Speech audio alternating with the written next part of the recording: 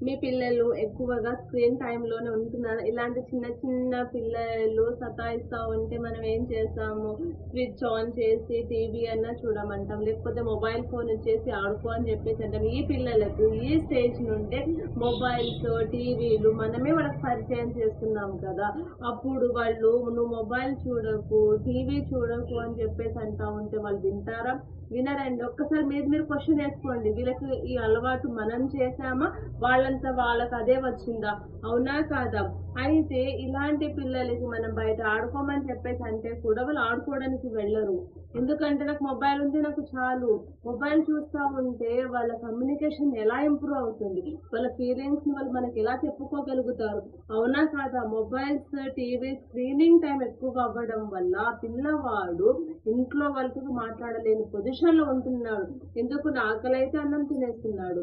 స్కూలుకి పంపించి వెళ్ళిపోతున్నాడు. మళ్ళీ ఇంటికి రాగానే హోమ్ వర్క్ లేదు, ఏం లేదు. ఫోను చూసుకుంటా కూర్చుంటున్నాడు. అవునా కాదా?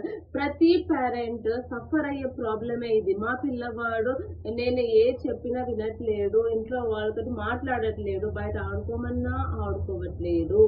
అంతే కదా!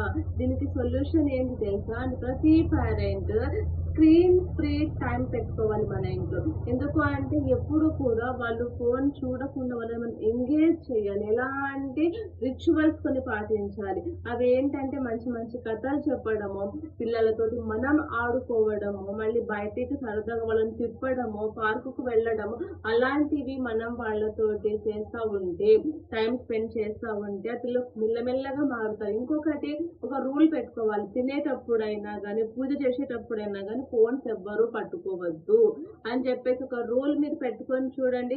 మీ పిల్లవాడు ఎందుకు టీవీ దగ్గరికి వెళ్తాడు? మనం పిల్లలకి దగ్గర నుండి మంచిగా వాళ్ళకి మనం చెప్తా ఉంటే వాళ్ళు ప్రేమగా వింటారు. అయితే వాళ్ళ ఫీలింగ్ ఏముంటది తెలుసా అండి? అయితే మా అమ్మ, మా నాన్న నేను చెప్పింది వింటున్నారు. నేను చెప్పింది చేస్తున్నారు. నాకు ప్రేమగా మూవ్ అవుతున్నారని చెప్పేసి ఆ పిల్లవాడు హ్యాపీగా మంచిగా తనకేం కావాలంటే అది చేస్తా ఉంటాడు. Thank you.